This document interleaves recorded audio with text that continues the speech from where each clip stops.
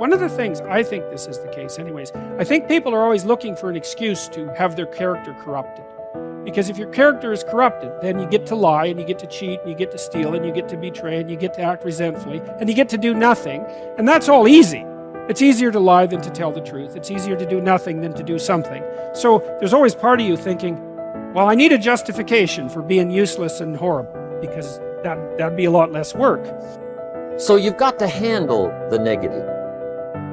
Here's what part of it is. It's called the Great War Between Good and Evil. Mr. Reynolds and I are working on a new book this year called The Great War Between Good and Evil. And there is a war on. The minute you were born, you got involved in the war between good and evil, between darkness and light, between negative and positive, between evil and good, between tyranny and democracy, between weeds and human activity. I mean, the war is on. So then what's necessary is a system in which the good side is always winning, but never is the winner. Where the evil side is always losing, but never is the loser. That's a very practical arrangement for a successful ongoing game which will keep everybody interested. And you must recognize then that this outgroup is your necessary enemy, whom you need. He keeps you on your toes. But you mustn't obliterate him.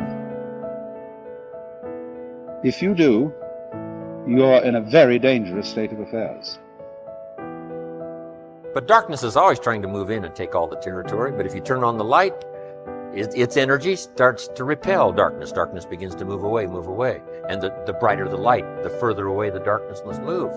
If you walk into a dark room and turn on the light, the darkness is what? Gone. But here's the point to remember, not very far.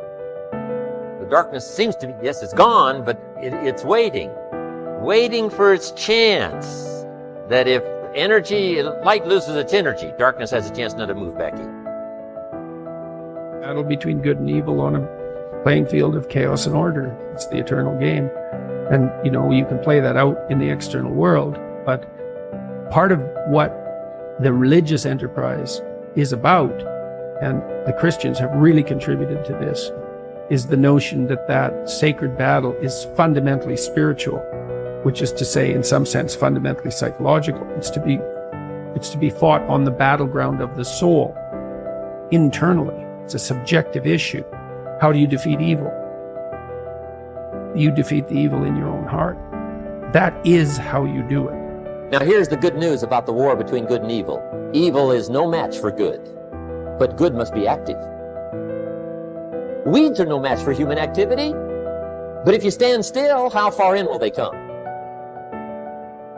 All the way. They'll grow right up around your shoes. But if you get busy, how far back can you take them? As far as you wish.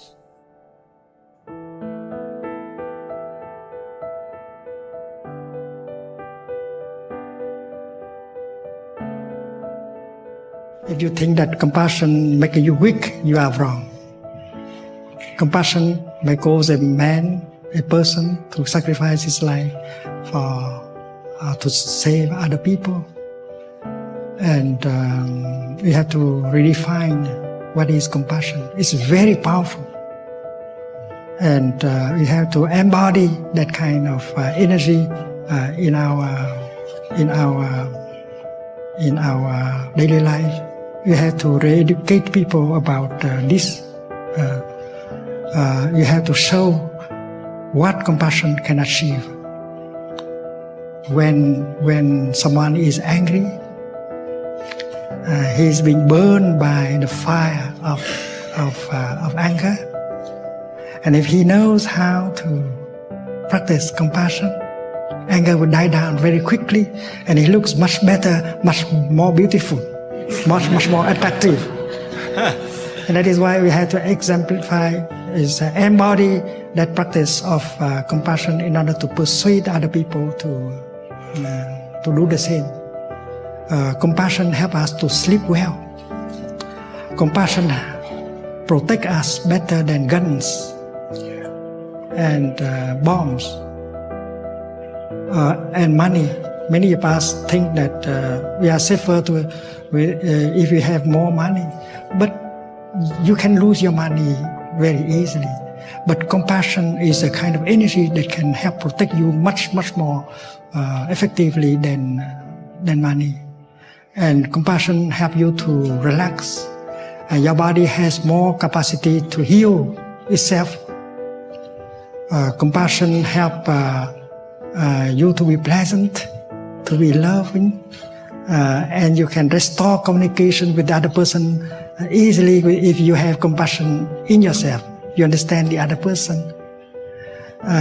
Your compassion can help you do your business better because you are in good relationship with other people, including your employees.